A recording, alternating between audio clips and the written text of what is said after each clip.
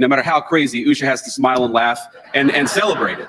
So I'm going to be good though, honey. I'm going to keep to the script here. Usha Vance, die Ehefrau eines aufstrebenden Politikers und beliebten Schriftstellers, hat sich immer stark hinter den Kulissen gehalten. Die jüngsten Nachrichten haben jedoch viele Menschen verblüfft und Usha in eine äußerst schwierige Lage gebracht. Ein Moment, der so unerwartet und verblüffend war, dass er Menschen dazu gebracht hat, Alice, was sie über ihre Ehe zu wissen glaubten, zu überdenken. Haben Sie schon einmal erlebt, dass jemand Druck mit ruhiger Stärke bewältigt hat? Tippen Sie 1. Wenn ja, null. Wenn nein, mal sehen, wie viele von uns den Wert der stillen Widerstandsfähigkeit verstehen.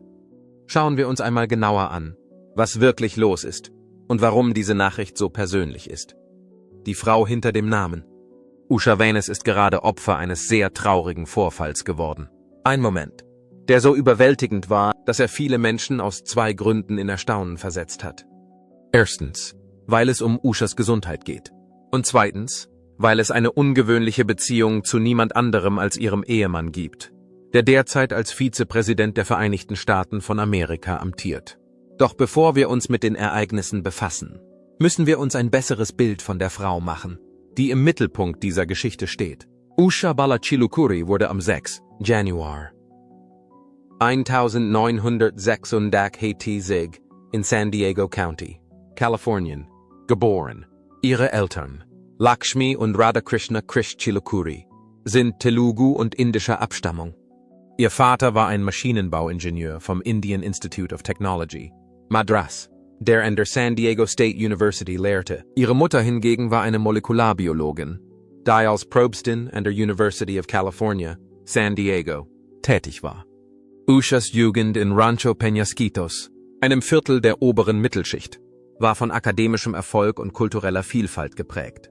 Sie machte 2003 ihren Abschluss an der Mount Carmel High School, wo sie ihr musikalisches Talent unter Beweis stellen konnte, indem sie in der Marschkapelle Flöte spielte. Schon in ihrer Jugend zeigte sie eine Neigung zu Führungsqualitäten und zum Lernen, was sich darin zeigte, dass ihre Freunde sie als Führungspersönlichkeit und Leserin einstuften.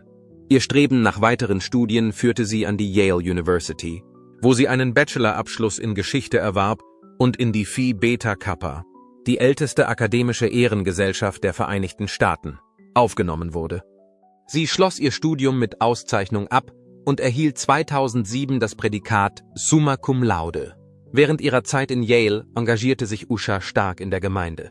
Sie engagierte sich ehrenamtlich an örtlichen Grundschulen und war Pfadfinderin. Darüber hinaus war sie Chefredakteurin von Our Education, einer Publikation zur Bildungspolitik. Usha setzte ihr Studium fort, indem sie ein Yale China Teaching Fellowship an der Sun Yat-sen University in Guangzhou, China, annahm, wo sie Englisch und amerikanische Geschichte unterrichtete. Dies ermöglichte es ihr, nach Abschluss ihres Studiums eine weltweite Perspektive einzunehmen. Sie setzte ihr Streben nach Wissen am Clare College in Cambridge, England, fort, wo sie zum Gates Cambridge Scholar ernannt wurde und 2010 einen Master of Philosophy in frühneuzeitlicher Geschichte erwarb. Usha schloss 2013 ihre akademische Laufbahn an der Yale Law School mit einem Juris Doctorate ab und beendete damit ihre akademische Karriere. Sie hatte zahlreiche redaktionelle Positionen an der Yale Law School inne, darunter Executive Development Editor des Yale Law Journal, Managing Editor des Yale Journal of Law and Technology und Editor der Yale Law and Policy Review. Ihre Teilnahme an der Supreme Court Advocacy Clinic, der Media Freedom and Information Access Clinic, dem Iraqi Refugee Assistance Project und dem Pro Bono Network zeugen von ihrem Engagement für den öffentlichen Dienst. Nach ihrem Abschluss an der juristischen Fakultät arbeitete Usha als hervorragende Referentin für viele hochrangige Bundesrichter, darunter Chief Justice John Roberts, Richter Brett Kavanaugh und Richterin Amul Thapa. Diese Referendariate halfen Usha, eine erfolgreiche juristische Karriere zu starten. Nach ihrer Zulassung zur Anwaltskammer des District of Columbia im Jahr 2019 trat sie in eine bekannte Anwaltskanzlei ein, die sich auf zivilrechtliche Streitigkeiten und Berufungen konzentriert. Die Bereiche Hochschulbildung, Kommunalverwaltung, Unterhaltung und Technologie gehören zu den Spezialgebieten des Unternehmens. Ihr beruflicher Werdegang zeugt von ihrem Engagement für die Rechtspraxis und von ihrer Fähigkeit, sich in komplexen rechtlichen Zusammenhängen zurechtzufinden. Während ihrer Zeit an der Yale Law School lernte Usha J. D. Vanes, was ihr Leben grundlegend veränderte. Trotz ihrer ungleichen Erziehung gedieh ihre Liebe. Professorin Amy Chua war diejenige, die sie einander vorstellte. J. D., der eine harte Kindheit in Middletown, Ohio, hatte, und Usha, die eine strenge akademische Ausbildung genoss, fanden eine gemeinsame Basis in ihren gemeinsamen Zielen und ihrer intellektuellen Neugier. Heirat mit Vizepräsident J.D. Vanes. Sie heirateten schließlich 2014, ein Jahr nach ihrem Highschool-Abschluss, und ihre Bindung wurde mit der Zeit immer enger. Sie feierten ihren Bund mit Ritualen, die sowohl ihr christliches als auch ihr hinduistisches Erbe widerspiegelten und beide ehrten, aber auch eine Verschmelzung ihrer kulturellen Traditionen darstellten. Die Familie des Paares wuchs, als ihre 3 Kinder Ewan, Vivek und Mirabelle geboren wurden. Trotz ihrer öffentlichen Identität hat das Paar sein Familienleben stets privat gehalten. Nur bei öffentlichen Veranstaltungen und politischen Kundgebungen wurden sie gelegentlich zusammen gesehen. Es sollte nicht überraschen, dass Ushas Übergang ins öffentliche Leben nach J.D. in die politische Arena eintrat. Ihr Aufstieg zur Prominenz wurde durch die Tatsache unterstrichen, dass sie die Eröffnungsrede für ihren Ehemann bei der Republican National Convention im Jahr 2024 hielt. Sie begleitete ihn häufig zu Wahlkampfveranstaltungen und trat gelegentlich auf der Bühne auf. Sie war eine starke Unterstützerin seiner Vizepräsidentschaftskandidatur. Usha ist seit dem 20. Januar 2025 zweite Frau der Vereinigten Staaten und hat in letzter Zeit begonnen, in der Öffentlichkeit aktiver aufzutreten. Es ist erwähnenswert, dass sie eine diplomatische Reise nach Grönland unternahm, um am nationalen Hunderennen teilzunehmen. Die Regierung betrachtete diese Maßnahme als proaktiv und strategisch. Obwohl es sich bei ihrer Reise um eine kulturelle Veranstaltung handelte, deutete dies darauf hin, dass sie sich von einer Privatperson zu einer öffentlichen Person entwickelt, die in kulturellen und diplomatischen Aktivitäten aktiv ist.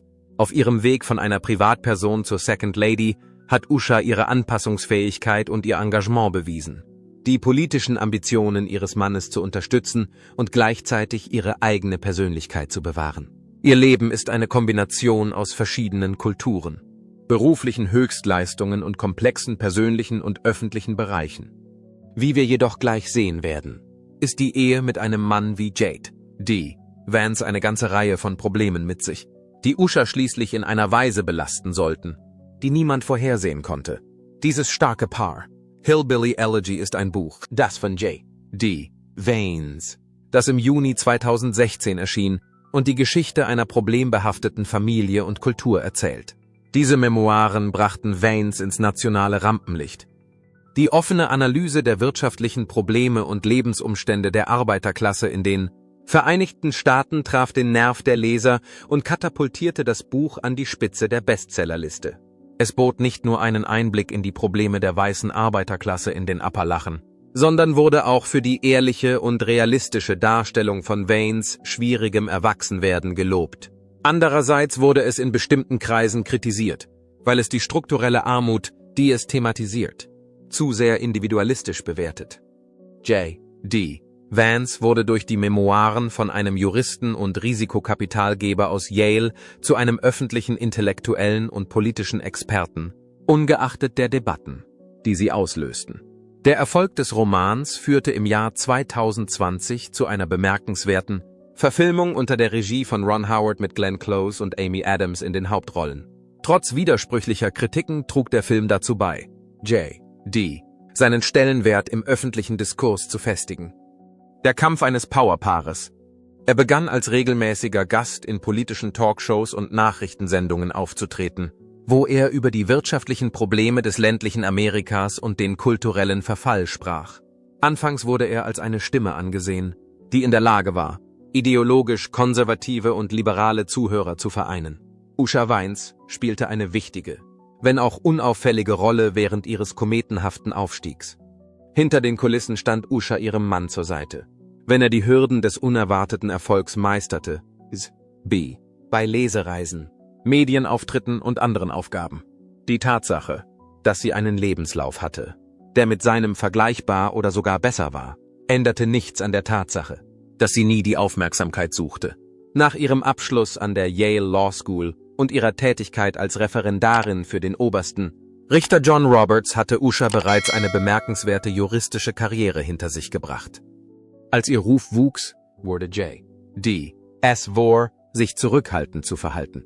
Sie zog es vor, sich auf ihre juristische Karriere und ihr Familienleben zu konzentrieren, anstatt sich an dem Medienrummel zu beteiligen, der zu dieser Zeit stattfand. Trotz ihrer unterschiedlichen Persönlichkeiten schien ihre Ehe von gegenseitigem Respekt und gemeinsamem Ehrgeiz getragen zu sein. Ihre Partnerschaft spiegelte eine einzigartige Mischung aus verschiedenen Hintergründen wider. J.D., ein self-made man aus einer unruhigen Stadt in den Appalachen, und Usha, die Tochter wohlhabender indisch-amerikanischer Geschäftsleute, sind erwachsen. Für die breite Öffentlichkeit stellen sie eine moderne amerikanische Erfolgsgeschichte dar. Zwei brillante Köpfe aus verschiedenen Kulturen, die zusammenarbeiten, um sich ein Leben aufzubauen, das Einfluss und Bedeutung hat. Was die Außenwelt betrifft, so ist J.D. und Usha als das ideale Powerpaar. Sie waren der Zusammenschluss zweier hochgebildeter und ehrgeiziger Menschen, die es schafften, Beruf und Familie miteinander zu verbinden. Beobachter sprachen Usha üblicherweise als J.D.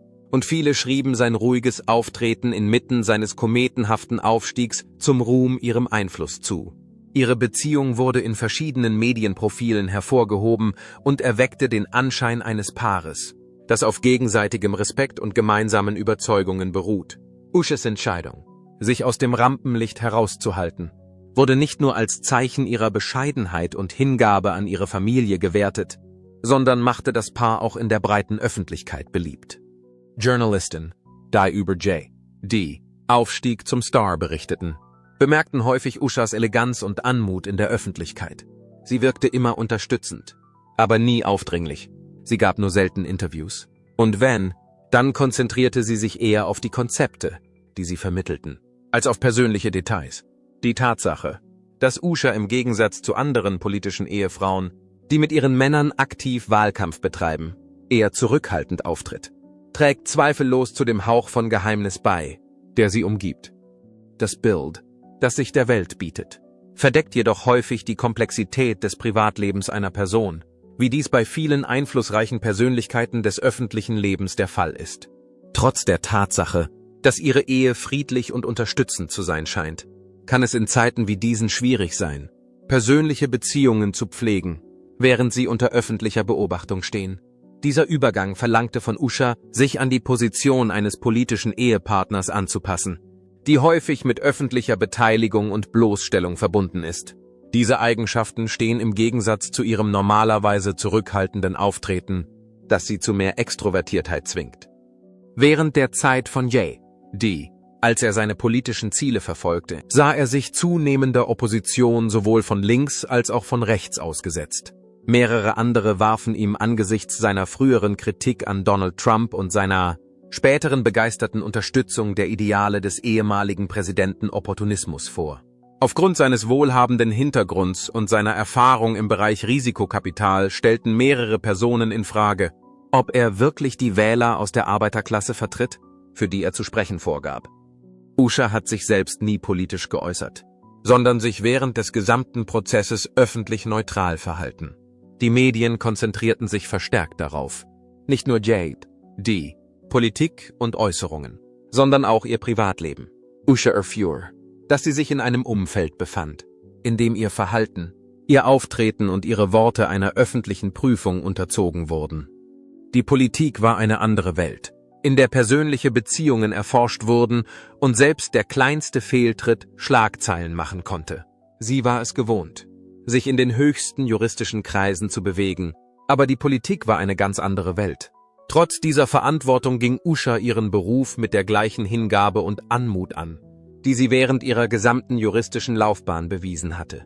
Nach und nach erweiterte sie die Zahl der öffentlichen Veranstaltungen, an denen sie teilnahm, und blieb dabei ihren Grundwerten treu. Sie nahm an politischen Kundgebungen teil, trat bei Veranstaltungen zur Mittelbeschaffung auf und hielt sogar Reden bei speziell ausgewählten Treffen.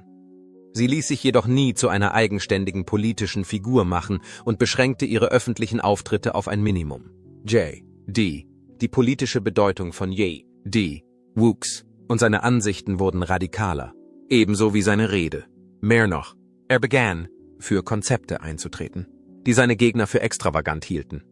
Trotz allem, was geschah, wich Usha nie von seiner Seite. Diejenigen, die sie gut kannten, fragten sich jedoch, was sie wirklich von der Richtung hielt, in die ihr Leben ging. Stimmte sie mit seinen Idealen überein oder spielte sie nur die Rolle, die sich aus der Rolle der Ehefrau eines aufstrebenden Politikers ergab? Zusätzlich zu den öffentlichen Verpflichtungen brachten die Menschen auch persönliche Opfer. J.D. wollte seine politische Karriere vorantreiben, war gezwungen, häufig zu reisen, lange aufzubleiben und sich voll und ganz auf seine Kampagne zu konzentrieren. Usha musste eine Vielzahl von Aufgaben erfüllen, um den Eindruck zu erwecken, dass sie eine hilfsbereite Ehefrau war. Gleichzeitig musste sie mit den Anforderungen ihrer eigenen anspruchsvollen Arbeit als Anwältin und als Mutter fertig werden. Es war unmöglich, die Spannungen zu ignorieren. Und obwohl sie nur selten in der Öffentlichkeit zeigte, konnten diejenigen, die dem Paar nahe standen, den Druck spüren, unter dem sie während der Ehe stand. Als das Paar seine Ehe fortsetzte, begannen Beobachter und Medienvertreter, bestimmte Vorkommnisse zu bemerken, die auf grundlegende Probleme im Inneren des Paares hindeuteten. So erweckte Usha bei öffentlichen Auftritten gelegentlich den Eindruck, uninteressiert oder apathisch zu sein. Besucher einer Wahlkampfveranstaltung in Racine, Wisconsin, am 28. Oktober 2024 bemerkten, dass Usha weniger enthusiastisch wirkte, als sie es normalerweise ist, und dass ihre Interaktionen mit J.D. keine wesentlichen Auswirkungen zu haben schienen. Als die auf Politik spezialisierten Fachleute begannen, diese Vorfälle zu untersuchen, waren sie neugierig darauf, ob hinter den Kulissen ein Konflikt stattfand oder nicht. Im Laufe der Interviews vermittelte Ushas Verhalten gelegentlich den Eindruck, dass sie sich unwohl fühlte. Um nicht zu sehr ins Detail über ihre persönlichen Sorgen zu gehen, achtete sie darauf, dass ihre Antworten kurz und knapp ausfielen. In einem Fernsehinterview, das nach J.D. stattfand, gab Usha eine einfache Antwort auf die Frage, ob ihr Mann Interesse an der Politik habe oder nicht. Sie erklärte, wir haben über die Möglichkeiten und Herausforderungen gesprochen, ohne weitere Einzelheiten zu nennen. Die Tatsache, dass es solche Vorfälle gab, weckte das Interesse an der Art ihrer Verbindung hinter verschlossenen Türen, was für sie eine Überraschung war. Außerdem änderte sie die Art und Weise, in der sie mit J. kommunizierte. Zuvor war sie beobachtet worden, wie sie in unmittelbarer Nähe zu ihm stand, lässig lächelte und sich aktiv an Gesprächen beteiligte. Im Laufe der Zeit wandte sie häufig den Kopf von ihm ab. Wenn er sprach, hielt bei Zusammenkünften einen deutlichen körperlichen Abstand zu ihm und mischte sich nur noch selten in Gespräche ein. J.D. Vane's Balancing of Legal and Political Roles. Während einer Geberkonferenz in Washington machte einer der Teilnehmer die Bemerkung, dass J.D. versuchte, seine Hand auf Ushas Rücken zu legen, sie sich sanft von ihm wegbewegte. Da es sich um eine so kleine Berührung handelte, wurde sie von vielen übersehen. Aber diejenigen, die genau hinschauten, konnten sie deutlich erkennen. Eine Bemerkung wurde nach diesem Zeitpunkt gemacht. J.D. machte eine Bemerkung, die zu diesem Zeitpunkt als Spaß gemeint war, die aber schon bald weitaus ernstere Auswirkungen haben sollte. Im Gegensatz dazu werden wir in relativ kurzer Zeit dazu kommen. Damit Usha ihre eigene herausragende juristische Karriere aufrechterhalten und gleichzeitig die Pflichten erfüllen konnte, die mit ihrer Position als zweite Frau verbunden waren, musste sie erhebliche Opfer bringen. Usha musste ihre beruflichen Ziele häufig auf Eis legen, um die mit der Rolle als politische Ehefrau verbundenen Pflichten zu erfüllen. Dies war immer dann der Fall, wenn J.D. seine politische Tätigkeit intensiver wurde. In dieser Zeit waren sie auch für die Erziehung ihrer 3 Kinder verantwortlich, nahmen an staatlichen Veranstaltungen teil, begaben sich auf diplomatische Missionen und mussten mit der wachsenden Aufmerksamkeit der Medien umgehen.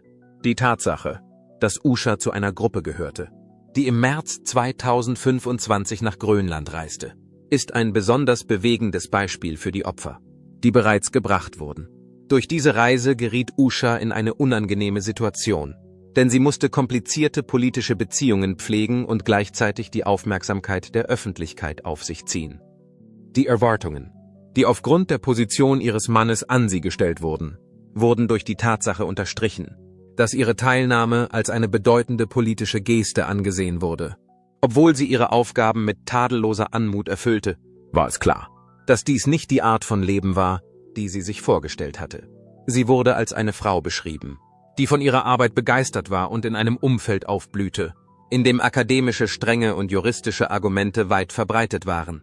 Dies war die Beschreibung von jemandem, der sie gut kannte. Die Verpflichtungen, die mit der zweiten Frau einhergingen, zwangen sie jedoch, dieses Umfeld häufiger zu verlassen, als sie es sich vorgestellt hatte. Ihre Freunde und Bekannten bemerkten, dass sie sich immer mehr zurückzog und dass ihre frühere lebhafte Präsenz abnahm. Obwohl sie weiterhin in der Öffentlichkeit gesehen wurde, veränderte sich ihr Verhalten merklich, und es wurde berichtet, dass sie häufig erschöpft wirkte. Und das, obwohl sie nie zuvor öffentlich ihre Unzufriedenheit mit den Umständen, in denen sie sich befand, zum Ausdruck gebracht hatte.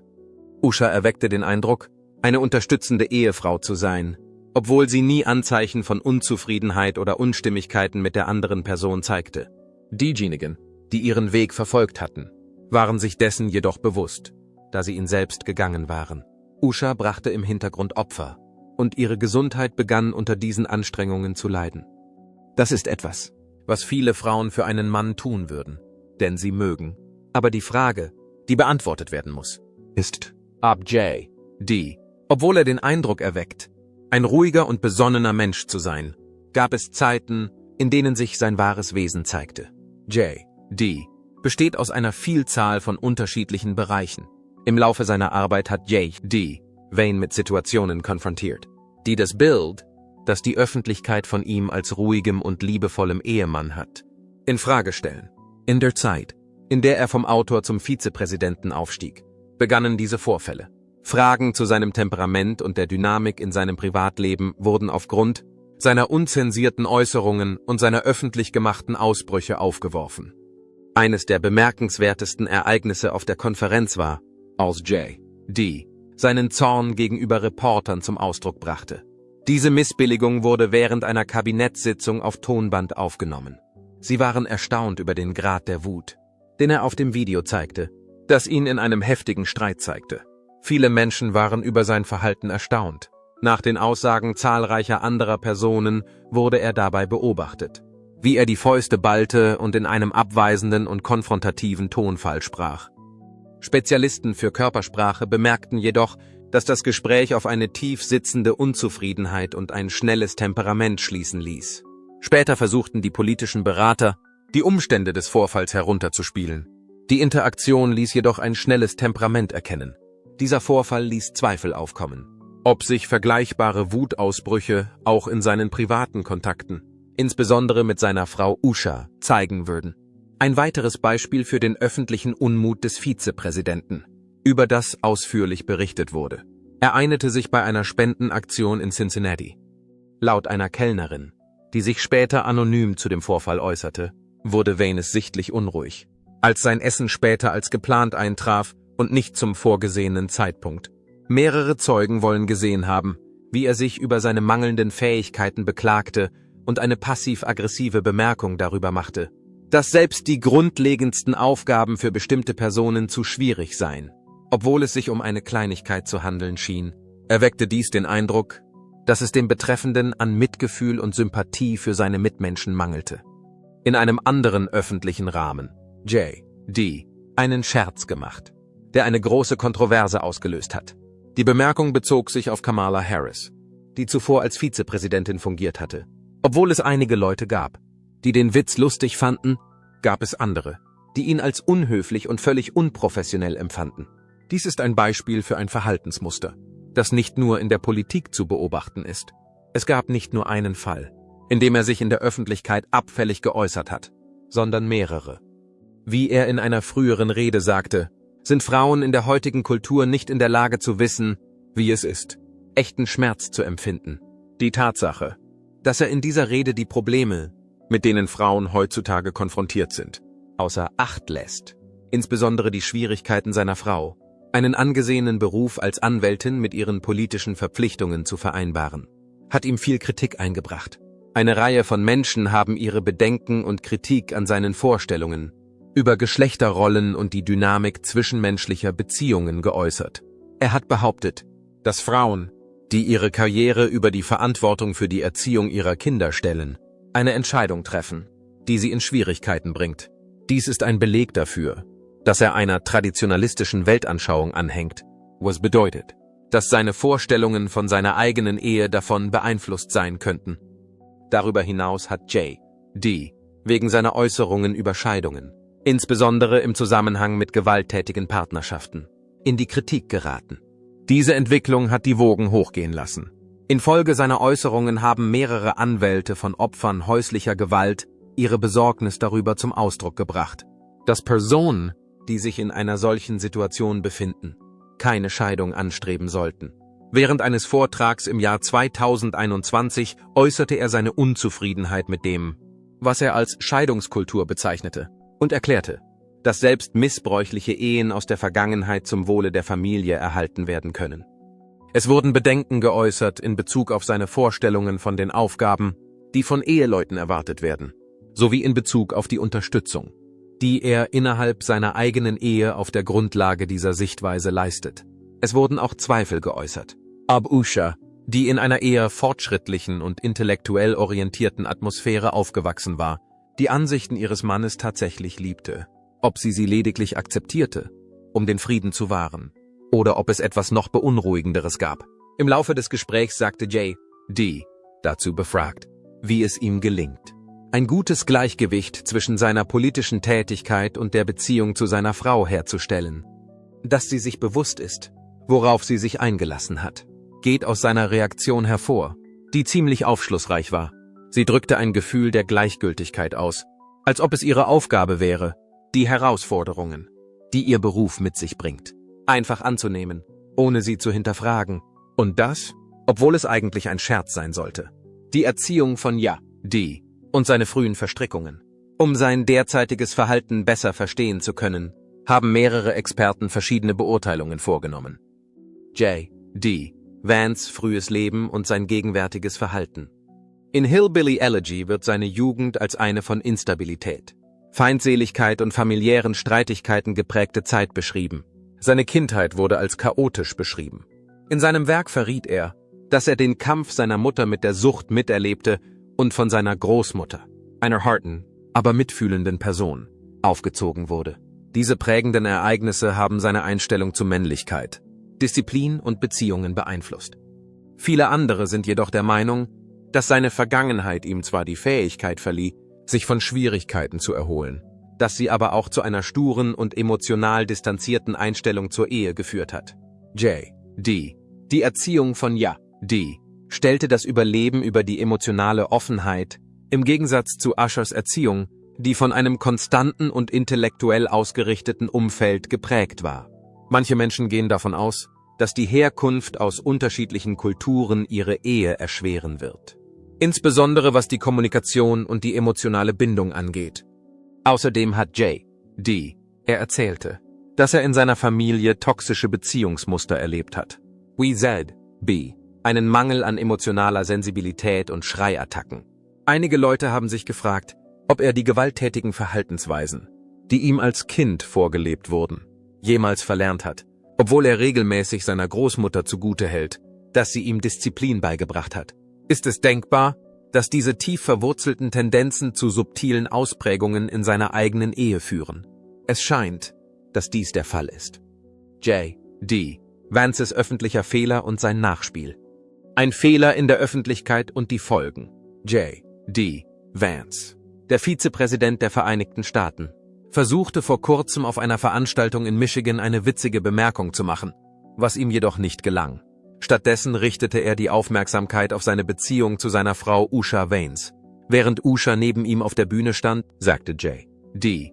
Er bemerkte, dass seine Frau grinsen, lachen und alles loben muss, was er sagt, egal wie lächerlich es ist. Obwohl Usha im Gegenzug lächelte, wirkte ihr Gesichtsausdruck gezwungen, was zu breiter Kritik führte. Ein 17-sekündiger Videoclip der Situation ging schnell viral. Und Nutzer sozialer Medien drückten ihr Unbehagen und ihre Angst aus. Zur gleichen Zeit, als ein Nutzer J.D. als Warnsignal bezeichnete, erklärte ein anderer, sie scheine sich unwohl und unsympathisch zu fühlen. Einige Menschen empfanden solche Äußerungen als beleidigend und waren der Meinung, dass Ushas Rolle sich darauf beschränkte, die Reden ihres Mannes zu unterstützen, unabhängig davon, worum es dabei ging. Usha wurde jedoch schnell mit anderen unangenehmen Enthüllungen konfrontiert. Ich bin sehr traurig, das zu hören. Aus dem Umfeld der zweiten Frau verlautete in den Tagen nach dem Vorfall, dass sie von den öffentlichen Äußerungen ihres Mannes zutiefst betroffen war und eine so große Traurigkeit verspürte, dass sie beschloss, einen Arzt aufzusuchen. Ihr Gesundheitszustand scheint sich infolge der intensiven Medienaufmerksamkeit und der persönlichen Demütigung, die sie erfahren musste, verschlechtert zu haben, was schließlich dazu führte, dass sie wegen stressbedingter Krankheiten ins Krankenhaus musste. Da eine solche öffentliche Demütigung bereits bestehende Gesundheitsprobleme verschlimmern kann, erklärten medizinische Experten, die mit der Situation vertraut sind, dass ein Krankenhausaufenthalt eine notwendige Vorsichtsmaßnahme ist.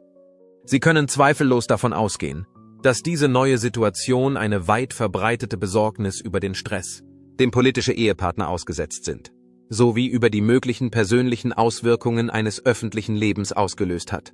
Dies ist jedoch der Punkt, an dem die Dinge eine unerwartete Wendung nehmen. David Muir, ein bekannter Journalist, bekundete sein Interesse, über die Geschichte zu berichten.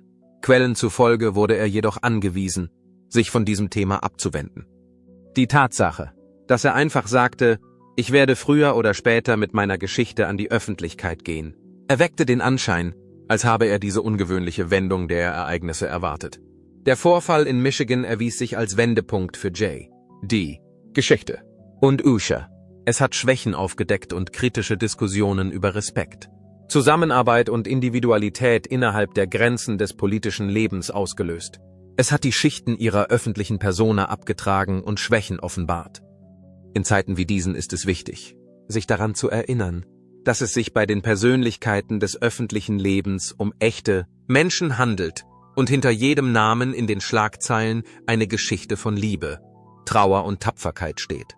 Welche Worte der Unterstützung oder Ermutigung würden Sie jemandem geben, der eine schwierige Zeit durchmacht? Wie Usha? Teilen Sie sie in den Kommentaren mit. Man weiß nie, wer sie heute vielleicht hören muss. Wenn ihr dieses Video nützlich fandet, gefällt es euch, abonniert es und berührt die Glocke, um in Verbindung zu bleiben. Vielen Dank fürs Zuschauen und bis zum nächsten Mal. Passt gut auf euch und eure Mitmenschen auf.